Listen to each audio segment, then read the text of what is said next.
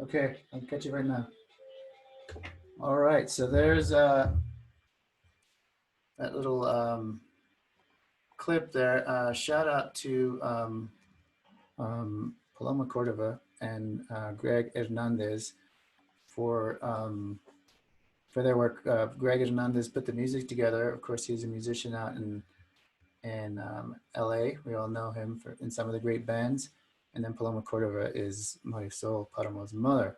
And here we are with Chris Brennan. We were able to fix it. Chris, We got I it. We just, got it. can you hear me? I can hear you. Yeah. How are you doing? You're looking very nice there. I like the hair. Looking good. Hey, Chris, we just talked to Hakeem about what the city's doing, and I was just showing the folks a little bit about first choice healthcare, first choice community healthcare, and obviously you've been with them for a while. Why don't you go ahead and tell us a little bit more what they're about? Yeah. So our mission is to improve the life skills, health, and well-being of mostly everyone in our community and all the communities we serve. So it's I've been working there since 2014, and I love it, man. It's a great place. We're a lot of our providers, nurses, medical assistants are on the front lines of the COVID pandemic and helping out our community in that. But more importantly, what I think, what attracts me to the organization is just the fact that they're all about community health, looking at the social determinants of health, and they do a great job. Yeah, and you mentioned the social determinants of health and healthcare. When you look at obviously, we're probably all tired talking about the pandemic, but it's such a big thing in our world. Some of the social determinants unfortunately cause communities of color to suffer in greater numbers, I guess, in percentage wise. Have you found that to be the experience there at First Choice as well? Well, of course, and there's evidence that in places like New York City, where there's a lack, which I know you're from Queens, there's a lack of community health centers there, and that contributed to, of course, all the risk factors, diabetes, high blood pressure, and that's really what community healthcare is about. We've had some of our providers recently passed their functional medicine boards, which is really important for New Mexico. They're looking at wellness as a whole. So it's not just when you go to the doctor and you have certain issues, but it's how are you eating? What are you eating? How often do you exercise? What's your access to food security, job security, economic growth, and overall happiness, as you know. And I know that's a big part of this is that everyone should have a fair opportunity to live healthy, breathe healthy air, eat well, and educate themselves. And I know that's a big part of community publishing and your overall mission. Yeah, and Chris, you mentioned something in the field of prevention, right? Eating right, exercise. That's education. I mean, that's folks need to be educated, and you know that I do some teaching and I try to bring that into the curriculum as much as possible. Do you all at First Choice provide literature or information on folks with folks or to folks, I should say, in terms of those types of things? Of course, yeah. And not just in medical health, but also in dental health, behavioral health. We have psychiatrists, psychiatric nurse practitioner on board. So, we're all struggling through all of this together. And, I'm just grateful to be surrounded by people who are committed to that mission of improving well-being and health and, eventually, hopefully, happiness for all of us as a community. Yeah, that's a good transition, as we say. And you write a peace blog for community publishing, and I always notice that you sprinkle some ideas about how it all leads to happiness. You know, if you're peaceful, happiness, balance, like how all those things go together. Where did you kind of come to that awareness? Was it at Notre Dame or was it where was it? Yeah, I think definitely my Notre Dame buddies helped me. I want to give a shout out to Sam Pendergast, my Aussie best friend, who was a champion and always taught me that. But, also just going to the Peace Corps, and I think about this a lot.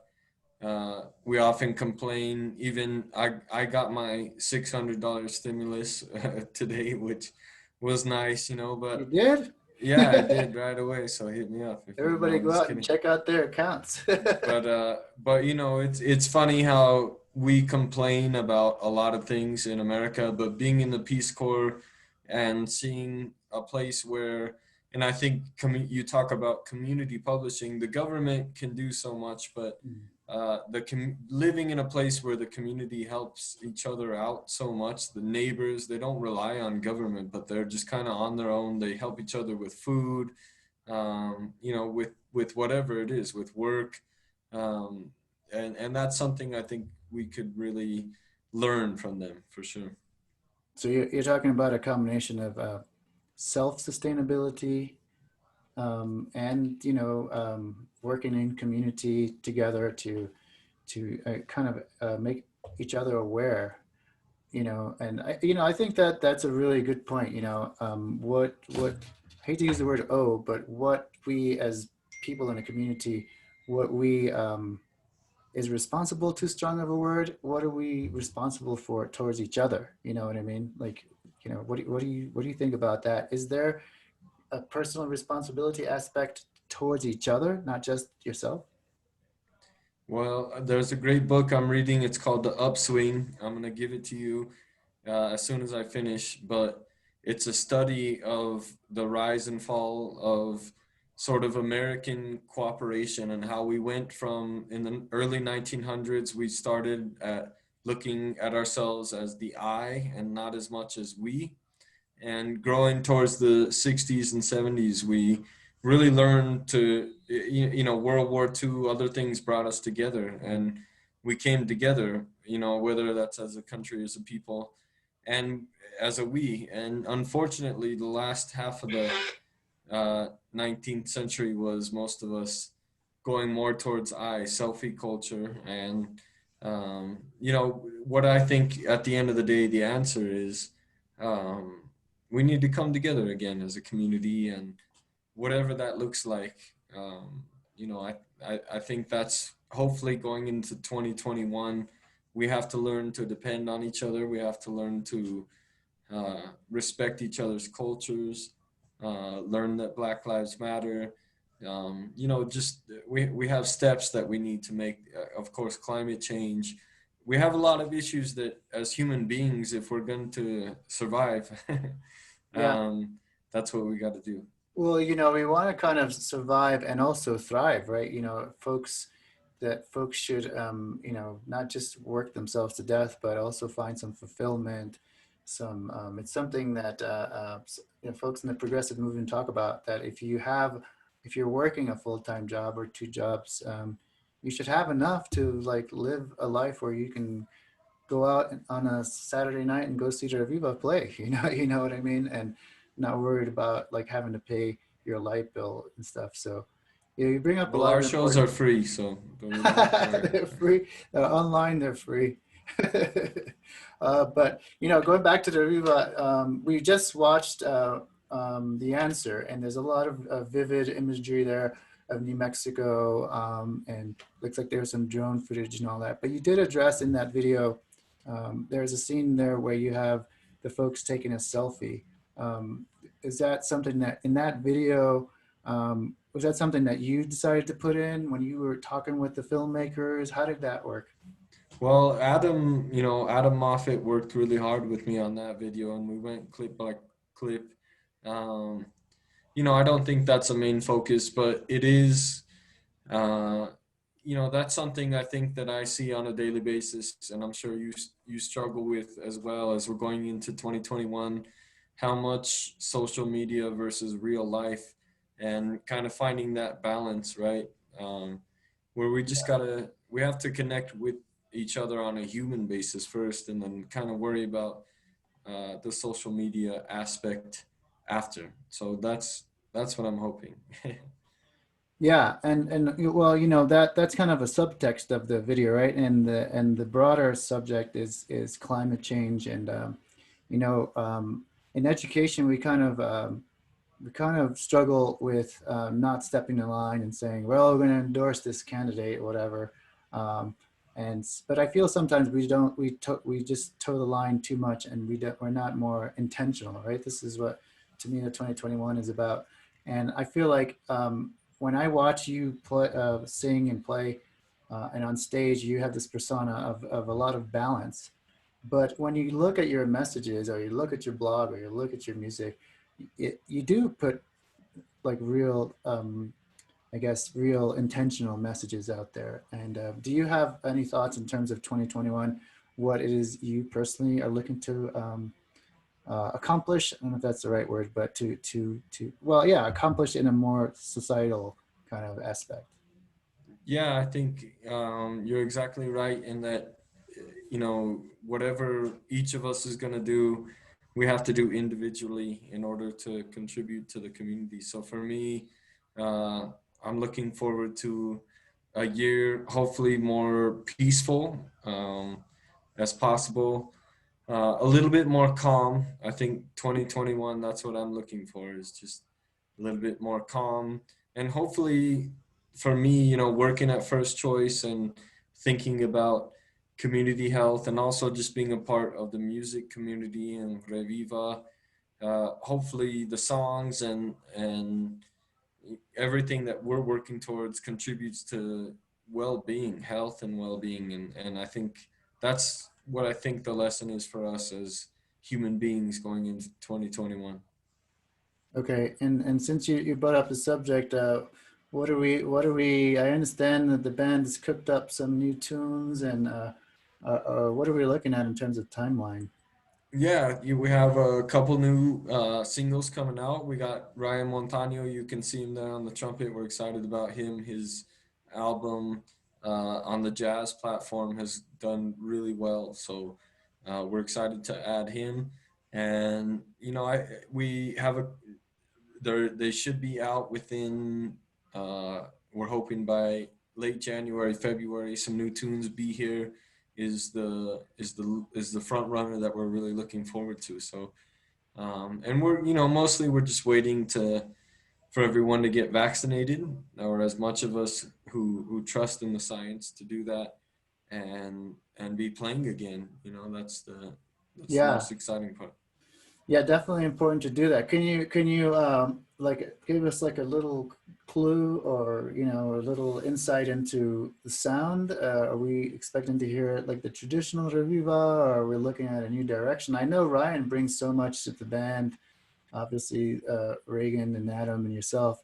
Are we looking at some kind of a new direction, but with a Reviva stamp? No, I mean, it's same old Reviva, but I think only better. We're just getting better with the time and looking Yeah, forward to that. And I know you're gonna ask me this as well, but we also have some side projects going on. Ricky G has got Vibe Strong going good again, and I know Reagan's working with Buddha on some good stuff, and I'm also doing a couple tidying up some stuff with dials at Central Root that we've done over the years, working on some. Uh, I wouldn't call it solo. There's a lot of collaborative partners, but just some different stuff as well. So I think that's been the blessing of slowing down, is all of us kind of branching out a little bit, and I think that will only make Reviva stronger as yeah. we. Well, and you mentioned the work you're doing with Dials. Shout out to Central Roots Studios. They're here in town, uh, easy enough to find, and probably I'll put up a link to their website. Dials is always doing some good work.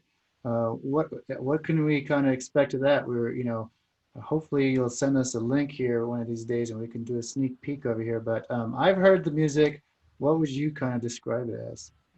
Yeah, I think mostly kind of Caribbean vibes, and a little bit of acoustic stuff, going back to my roots. So I like Yeah. that, and it feels good. And obviously, just being in a pandemic, it's difficult to uh, connect with so many people. So I appreciate this time to look a little bit more within.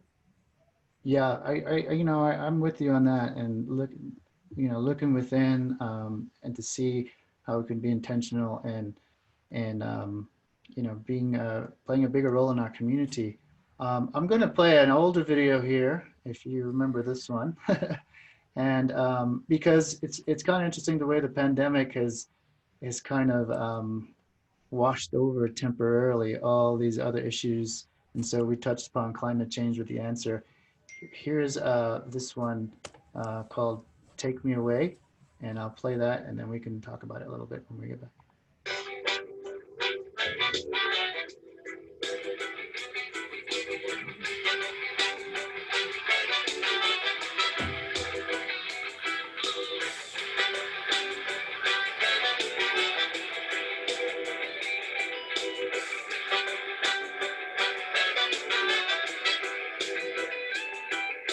I had to get away, so they called me refugee. They came and took our land, so we all set out to sea. And then some people come and they help to rescue me. But now I live in fear when I see the dead beauty. But if I have done you wrong, and if we can get along, although we sing different songs, don't mean that I must be gone. Take me away. Take me away.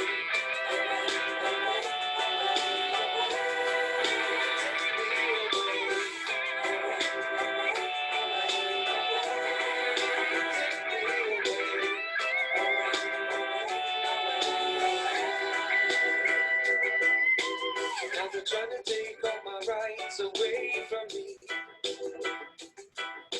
But not without a fight, if it's done so hastily. I spend another year without seeing my family. I shed too many tears living with this agony. But though I don't bother you, you know I'm a father too. Although I don't talk like you, don't mean I'm not human too. Take me away.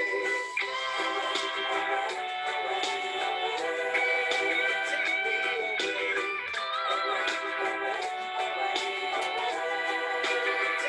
away.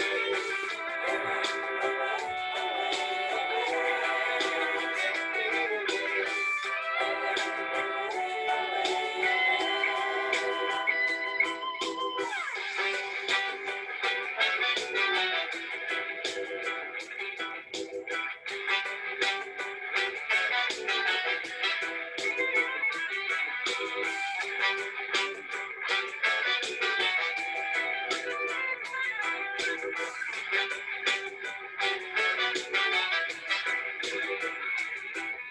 But if you did only know the terror we face at home, I beg you don't make me go. This land is my only home. Take me away.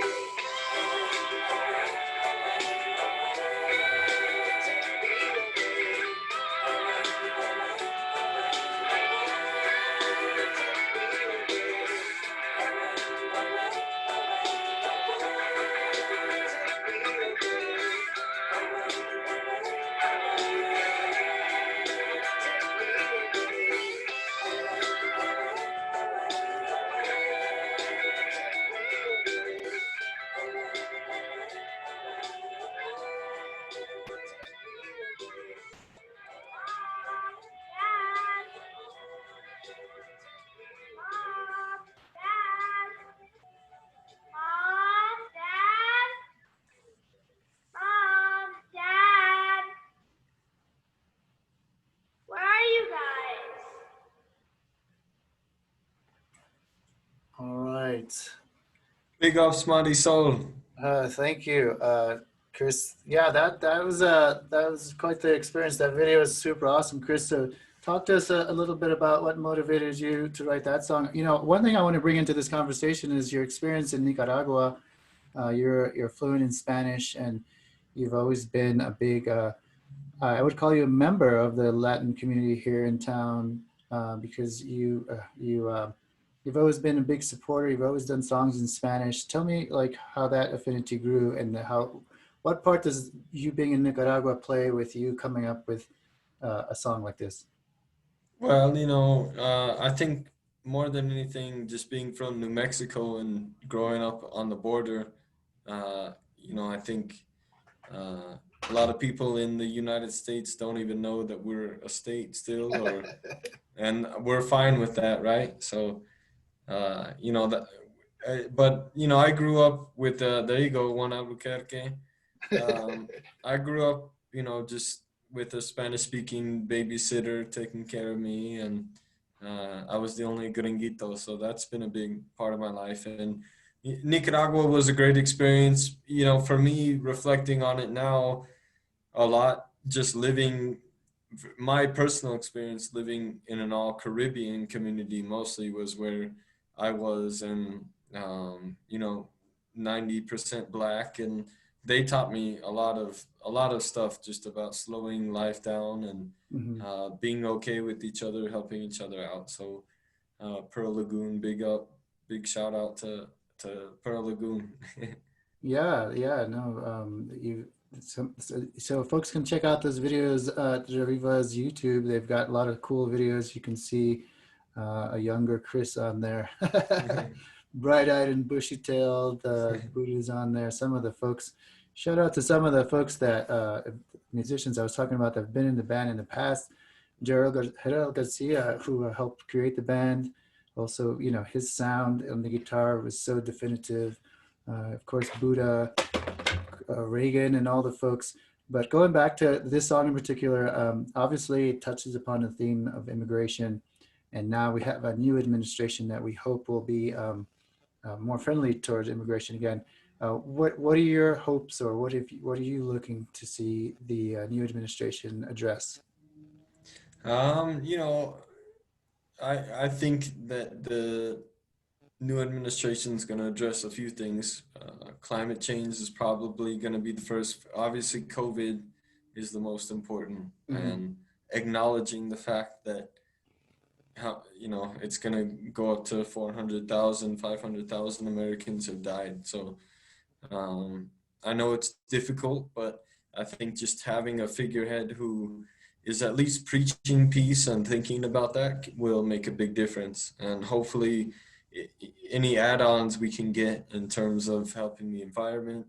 Of course, the Supreme Court already rejected some of the lawsuits against DACA, which was a big win. So, Yeah. um, you know, I I'm most excited just to have a little bit of peace and calm in the White House and not to be worried about threats on human rights and environmental rights and all of that stuff. That's my best hope, and I think that's why a lot of people, including myself, voted for Biden. We just wanted to be able to go about our daily lives, and that's where I really think change happens is uh, we coming together as a community, small businesses, community educators, leaders, healthcare workers, and that's really where we can make the difference. And hopefully, the political avenues don't impede us from doing that, and they just kind of support us coming together. Yeah, yeah, I echo your sentiments, and I feel that wanting a sense of I don't think normalcy is the right word, but it's the word that we've been using, and just going back to a place where we feel like we can now petition the persons who are in the government for now we can start moving, in a progressive direction, where before that door was totally closed. And so, yeah, definitely echo those sentiments and stuff. But one of the things you talked about was the inner peace, the inner peacefulness aspect to that. And is that something that you like acquired through playing music? I think that, that's more than anything.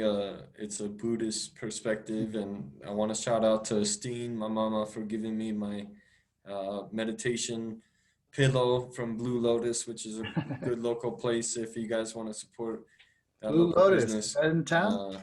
Yeah, but just I think coming to the fact that we all have to be at peace with ourselves and with each other, and that's really the only way to create a peaceful society. If we're all stressed out and polarized and judging one another, whenever the government can't work, or any a religion, nothing else can work. So it's an internal thing that we all have to get to, and I'm hopeful, and I think 2020 was very painful, but it also led to a lot of growth, and I'm hoping that a lot of us can kind of uh, keep on growing and come to that place where we're peaceful and can figure out how to work together despite our differences.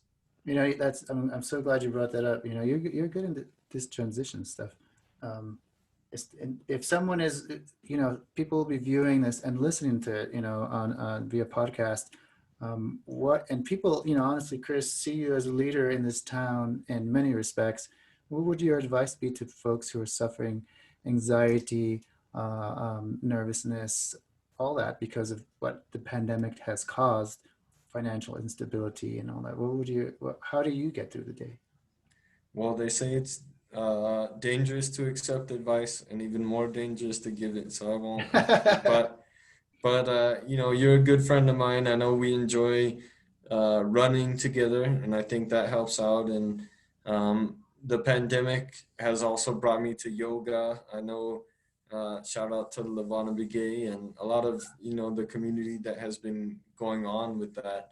Um, I think New Mexico is very unique. We have a beautiful uh, situation in which we have wildlife all around us, and just enjoying wildlife, getting some exercise, taking a breath of fresh air, and trying to figure out what works for you. I think that's what keeps me going through the day, going for a run in the bosque, or in the foothills, and doing a little yoga. And of course I deal with my own anxiety and stress, and just like every other human being, but those things help us to manage. Yeah, no, that I hear you, and I know you've been getting on me for the yoga thing. I'm going to do it. Watch, maybe tomorrow. But I am pressed, and I hear my last question, and I'm going to tell you this with sincere honesty. That's kind of an oxymoron, or no, that's a double affirmative. But what happened with the game today?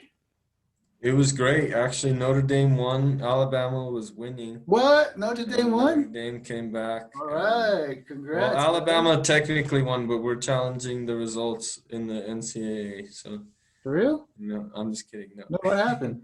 no, they kicked our ass. But um, Oh we man. beat the spread, and I had a bet with my dad on a $25 bottle of Santa Margarita wine. So I got some wine out of the deal. Yeah. What was the final score? I think it was 31-17, Alabama. So Okay. big ups Well, to them. And I think Ohio State's beating Clemson. So at least there's some parity in silver college lining. football. And Yeah. Well, go listen, Irish for next year. we bring up Notre Dame because that's your alma mater and that's where you went to school and you studied peace studies and it's a big part of who you are. I've met a lot of your wonderful friends from there. So I do want to say, congratulations to a really good season. I think exceeded some expectations. And I think the future bodes well for that program.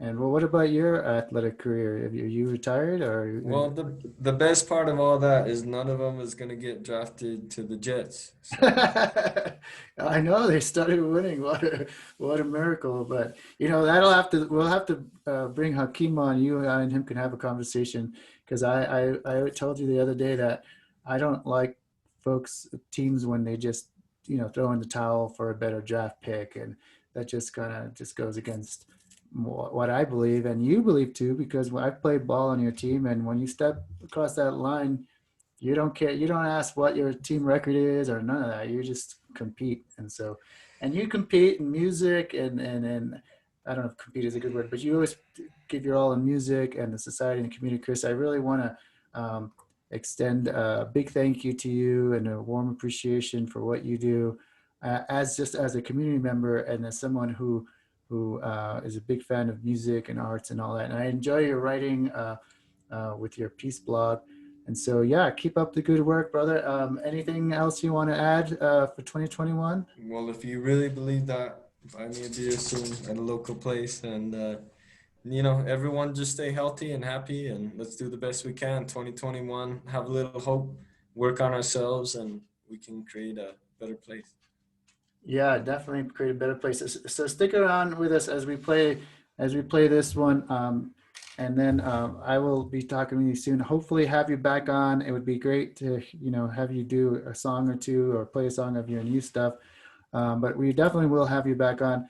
But I don't know if you've seen this yet, and I hope that I'm not sued by the band, because I know that Adam Moffat has got his lawyer on speed dial right now.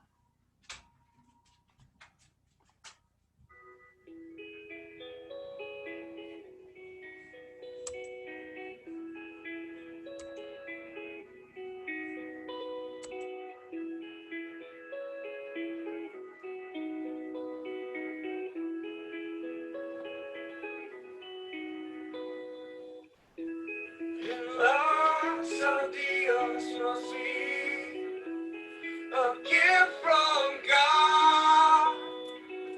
Oh, how I've never felt so alive. Cuando miro por allá es nuestra ciudad donde nació. Quien yo por allá es donde como el agua es donde nació revival. Yo soy hijo de Puque. Yo soy hijo de Puque. Yo soy hijo de Puque. Yo soy hijo de Puque que no. All right, everybody. Hey, Chris, what do you think of Hit that? subscribe. Hit subscribe. Yeah, there you go. And Chris, we'll put up all the assets on there. Thanks again for everything.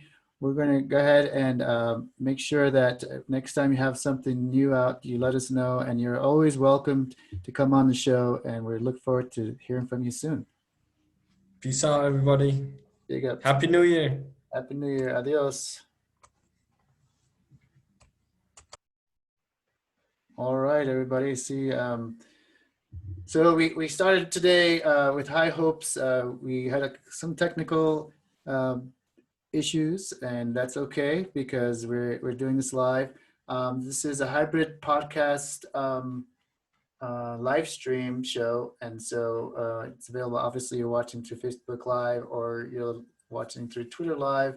Communitypublishing.org /smARTalk is where you can find a schedule of coming guests. We have planned some actors from LA who are here in town with Netflix, with Universal Studios.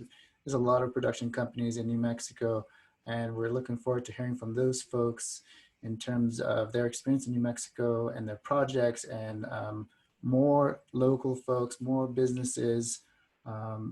That last clip you saw is an ad by Community Publishing. So go ahead and give us a call if you are looking at advertising, community publishing, ads at communitypublishing.org.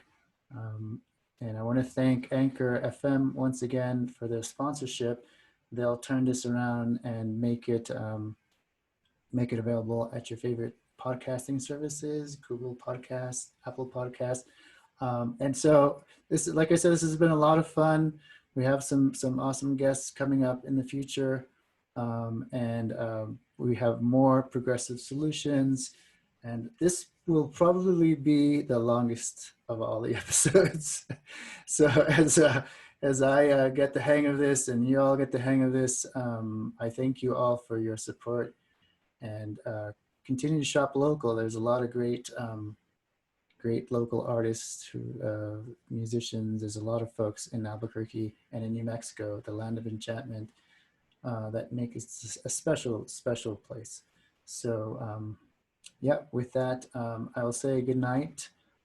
Thanks again. We'll see you next Friday, Friday, January 8th, 2021 at 6 p.m. Mountain. One of our featured guests is there's several awesome artists on there, and we have a painters, another musician. I guess I don't know. I guess I don't want to let the cat out of the bag, but yeah. All right, everybody. We'll see you next Friday.